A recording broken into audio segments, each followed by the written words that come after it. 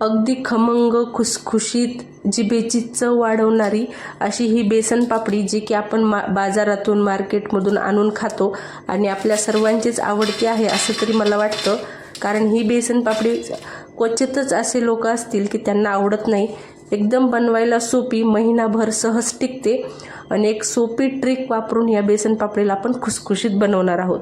तर इथे जे आहे मी पॅकेटचं बेसन पीठ घेतलेलं आहे. अर्धा किलो प्रमाणात हे बेसन पीठ घेतलेलं आहे. आता हे बेसन पीठ अगदी फाईन असल्यामुळं आणि पाकिटचं असल्यामुळे यामध्ये थोड्याशा गुठळ्या असतात. तर आपण ह्याला चाळून घेऊया. म्हणजे बेसन पीठ काय होतं, छान हलकं फुलकंसुद्धा होतं आणि त्यातल्या त्यात जे आहे यातल्या गाठीसुद्धा फुटतात. तर यामध्ये जे आहे आपलं घरगुती बेसन न घेता पॅकेटचं बेसन घ्या. आणि घरगुती बेसन जर घ्यायचं असेल तर एकदम फाईन पावडर असलेलं बेसन घ्या. कारण जाडसर बेसन जे आहे आपल्याला पापडीसाठी अजिबात वापरायचं नाही आहे. तर हे बेसन जे आहे अशा पद्धतीने चाळून घ्यायचं. म्हणजे काय होतं, यातल्या गुठळ्यासुद्धा फुटतात, बेसन चांगलं हलकं फुलकंसुद्धा होतं. आणि अशा पद्धतीने एक खोलगट भांडं घ्या, त्यामध्येच बेसन पीठ घ्या. म्हणजे आपल्याला जे बेसन पिठाचं बॅटर बनवायचं आहे ते सुद्धा सोपं जाईल. आणि हे बघा, एकही गुठळी नाही आहे आणि छान हलकं फुलकं झालेलं आहे. आता एक सोपी ट्रिक वापरून मी बनवणार होते, मी तुम्हाला म्हटले. म्हणजे ती ट्रिक जी आहे हीच आहे. तर इथे मी जे आपले छोटे चमचे असतात पोहेचे, त्याने 3 चमचे तेल आणि 3 चमचे पाणी असं प्रमाण अर्धा किलो बेसन पिठाला घेतलेलं आहे. चवीनुसार मीठ, त्यानंतर अर्धा चमचा जो आहे खाण्याचा सोडा घेतलेला आहे आणि याला मिक्सरमध्ये फिरवायचं आहे. याने काय होतं, सर्व जे जिन्नस आहेत एकसंध तर होतात, एकजीव होतात. त्यातल्या त्यात आपला जो सोडा आहे छान पद्धतीने ॲक्टिव्ह होतो. तर आता हे सर्व जिन्नस जे आपण मिक्सरमधून फिरवून घेतलेले आहे बेसन पिठामध्ये घालून घेऊया. आणि हलक्या हाताने जे आहे सर्व बेसन पिठाला जे आहे हे चोळून घ्यायचं. म्हणजे काय होतं, बेसन पिठीच्या कणाकणापर्यंत तर हे पोहोचतं. आणि त्यातल्या त्यात काय होतं, जर बेसन पिठामध्ये गुठळ्या न होता आपल्याला हे मिक्स करायचं आहे. म्हणजे ज्या बेसन पीठ आपण चाळून घेतलेलं आहे तर त्यामध्ये अजिबात गुठळ्या करायच्या नाही आहेत. आणि या पद्धतीने सर्व बेसन पिठामध्ये आपलं जे सोड्याचं स्लरी आहे किंवा आपण जे मिक्सरमधून काढलेलं आहे ते आपण घातलं की व्यवस्थित एकसंध करायचं पिठामध्ये. आणि थोडं थोडं पाणी घालून जे आहे आपल्याला असं पीठ मळायचं आहे. आता पीठ किंवा बॅटर किती कन्सिस्टन्सी थिक ठेवायची आणि किती पातळ हे मी तुम्हाला पुढं दाखवते. फक्त पाण्याचं जे प्रमाण आहे एक सोबत न घालता थोडं थोडं पाणी घाला, एकदाच पाणी घालू नका. कारण बेसन पीठ जे आहे खूप जास्त पाणी अजिबात लागत नाही. आणि आपल्याला ह्याचं जे आहे खूप पातळ पीठ नाही बनवायचं. आपण जसं शेवीचं पीठ बनवतो त्यापेक्षा थोडंसं, अगदी थोडंसं जे आहे पातळ बनवायचं आहे. आणि अशा पद्धतीने आता या ठिकाणी जे आहे ओवासुद्धा घातला जातो, पण मी ओवा नाही घातला. काय होतं, सोऱ्यामध्ये जो आहे ओवा गुंततो आणि मग पापडी जी आहे एकसारखी होत नाही. तुम्हाला जर ओवा घालायचा असेल तर मग ओव्याची पूड करून घाला. जाडसर आपला जो ओवा असतो तो नका घालू, पूड करून घातली तरी चालेल, चाळून घाला. म्हणजे काय होतं, सोऱ्यामध्ये अटकत नाही. आणि हे बघा, थोडं थोडं पाणी घालून जे आहे मी अशा पद्धतीने पीठ जे आहे लावून घेत आहे.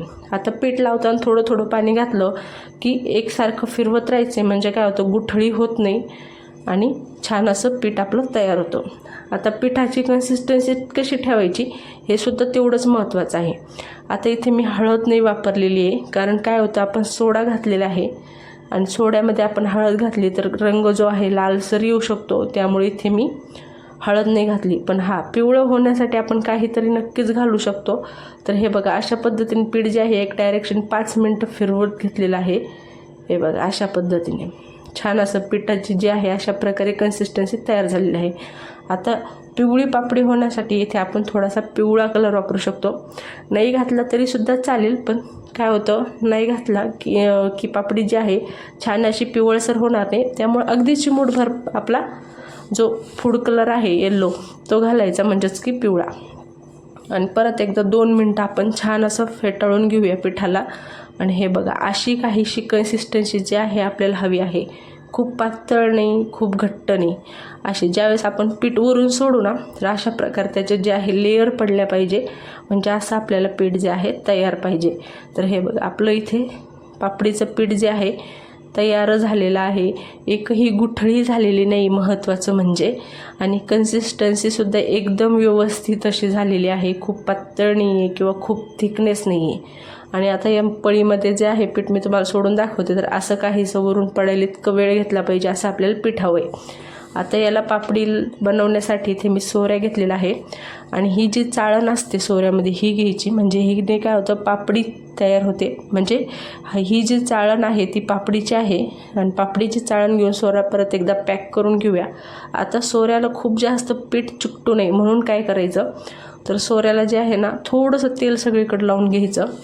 अगदी 2-3 थेंब जे आहे सोऱ्यामध्ये तेल घातलं आणि हाताच्या साहाय्याने किंवा मग तुमच्याकडे ब्रश असेल तर ब्रशने जे आहे सगळीकडे व्यवस्थित तेल लावून घ्या. याने काय होतं, एकतर सोऱ्याला पीठ जास्त चिकटत नाही आणि ज्यावेळेस आपल्याला सोऱ्या धुवायचा आहे त्यावेळेस खूप खराब न झाल्यामुळे सोऱ्या जो आहे पटकन धुतला जातो आणि तेल लावल्यामुळे जे आहे जे काही थोडंसं पीठ जरी चिकटलेलं असेल तर ते पटकन निघून येतं.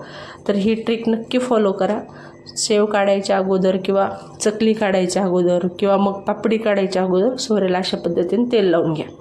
तर इकडे आपला सोरासुद्धा तयार झालेला आहे, पीठसुद्धा तयार झालेलं आहे आणि आता आपण हे जे पीठ आहे सोऱ्यामध्ये भरून घेऊया. तर आता सोऱ्यामध्ये खूप गच्च न भरता थोडंसं कमी असं पीठ भरून घेऊया. आता इथे तुमच्याकडे स्पॅच्युला असेल ना तर स्पॅच्युलाने भरा, कारण स्पॅच्युलाने खूप पटकन भरलं जातं आणि स्पॅच्युलाला पीठसुद्धा जास्त चिकटत नाही. तर हे बघा अशी काहीशी कन्सिस्टन्सी जी आहे आणि किती छान अशी शायनी कलर आलेला आहे पिठाला. याने हा जो कलर आहे कशामुळे आला आहे, तर आपण जो सोडा, मीठ, तेल, पाणी एकत्र करून घातले ना त्यामुळे असा शायनी कलर पण येतो आणि त्यातल्या त्यात खुसखुशीत पापडी होते. सोडा जो आहे छान पद्धतीने पिठामध्ये ॲक्टिव्ह होतो. इकडे तेल कडकडीत गरम करून घ्यायचं आहे आणि गॅसची फ्लेम जी आहे लो ठेवायची. लो फ्लेमवर अगोदर पापडी सोडून घ्यायची, म्हणजे काय होतं हाताला जे आहे वाफ लागत नाही. आणि पापडी सोडून झाली की गॅसची फ्लेम जी आहे हाय करायची आणि हाय फ्लेमवर जे आहे पापडी आपल्याला तळून घ्यायची. आता पापडीचे जे आहे हलके हलके बबल्स थांबले थोडेसे की मग पापडी जी आहे अशा पद्धतीने चमच्याने उलटवून घेऊया. आणि हे बघा अशी काहीशी आपली खमंग खुसखुशीत पापडी तयार झालेली आहे. अजिबात तेल न पिणारी पापडी. आता तुम्ही पाहू शकता पहिल्या वेळेसच्या पापडीसाठी किती तेल आहे आणि मी तुम्हाला एकदम शेवटची पापडी जेव्हा तळेल ना तेव्हासुद्धा तेलाचं प्रमाण दाखवते की किती कमी झाले. अगदी पावसुद्धा तेल लागत नाही, म्हणजे अर्धसुद्धा तेल संपत नाही, अजिबात तेलाची गरज पडत नाही. हलके बुडबुडे थांबले की छान असा हलका गोल्डन कलर आला ना इतकीच आपल्याला पापडी तळायची. खूप जास्त करपट नाही तळायची, लालसर, नाहीतर काय होतं चवीला जे आहे करपट लागते. आणि छान अशी निथळून काढून घ्यायची, म्हणजे तेल पापडीमध्ये येत नाही. आता पहिली पापडी सोडली, आता दुसरी सोडूया आणि दुसरीला सुद्धा सेम प्रोसेसने हलके बबल्स थांबले की आपण उलटून वरची जी बाजू आहे ती सुद्धा तळून घेऊया, म्हणजे कच्ची राहिली जाणार नाही आणि छान आतमध्येपर्यंत तळली जाईल. तर हे बघा ही सुद्धा मस्त अशी खमंग तळून झालेली आहे. महिनाभर पापडी टिकते, प्रवासात सुद्धा उत्तम आहे, मुलांच्या आवडीची आहे आणि त्यातल्या त्यात छोट्या भुकेसाठी सुद्धा. चहासोबत नेहमीच प्रश्न पडतो काय स्नॅक्स खायचा, तर ही पापडीसुद्धा उत्तम आहे. महिनाभर स्टोअर करायच्या अगोदरच घरात पापडी संपेल, तुम्हाला परत बनवावी लागेल इतकी खमंग पापडी लागते. हे बघा अशा पद्धतीने परत तिसरी पापडी मी सोडून घेतली. हलके बबल्स थांबले की आपण परत उलटवून वरची जी बाजू आहे ती सुद्धा तळून घेऊया आणि अशाच पद्धतीने सर्व पापड्या ज्या आहेत तळून घेऊया. तर तुम्हाला माझी पापडीची रेसिपी कशी वाटली ना मला नक्की कमेंट करून सांगा बरं का. तर हे बघा अशा पद्धतीने सर्व पापड्या एकामागोमाग तळून घ्यायचे आहे. आता यामध्ये आपण जे जिन्नस मिक्सरमधून काढून घातलेले होते सोडा, पाणी, त्यामुळे कलर छान आलेला आहे. तेलसुद्धा अजिबात पित नाही पापडी, म्हणजे अजिबात तेलाचं प्रमाण तुम्ही पाहू शकता कमी झालेलं नाही आहे. त्यातल्या त्यात पिठाला चांगली शाईन आलेली आहे आणि पापडीसुद्धा छान अशी खमंग खुसखुशीत तयार होत आहे. एकदम सोपी आहे बनवायला. एकच अर्ध्या तासामध्ये जे आहे सर्व पापडी बनली जाते. तुम्हाला जर जास्त प्रमाणात बनवायची असेल, तर जर सपोज तुम्हाला 1 किलो प्रमाणात बनवायची असेल तर मग 3 चमच्याच्या जागी 6 चमचे तेल घ्या, 6 चमचे पाणी घ्या, 3/4 चमचा जो आहे सोडा घ्या, म्हणजे थोडासा सोडा वाढवून घ्या आणि मीठ घाला चवीनुसार. तर अशा पद्धतीने प्रमाण घेऊ शकता. त्यानंतर 250 ग्रॅम करायचे असले तर मग त्यातून अर्ध प्रमाण जे आहे कमी करू शकता. आणि अशाच पद्धतीने सर्व पापड्या ज्या आहे एका मागोमाग तळून घ्यायच्या. आता पिठाची कन्सिस्टन्सी एकदम योग्य झाल्यामुळं कुठेही पापडी तुटत नाही आहे किंवा खूप पातळसुद्धा जे आहे पीठ झालेलं नाही आहे. त्यामुळं पापडीची जी पट्टी आहे छान पद्धतीने तयार झालेली आहे. आणि जर या ठिकाणी आपलं पीठ पातळ झालं तर पापडीची पट्टी व्यवस्थित होणार नाही. त्यानंतर तळण्यासाठी खूप जास्त वेळ लागेल.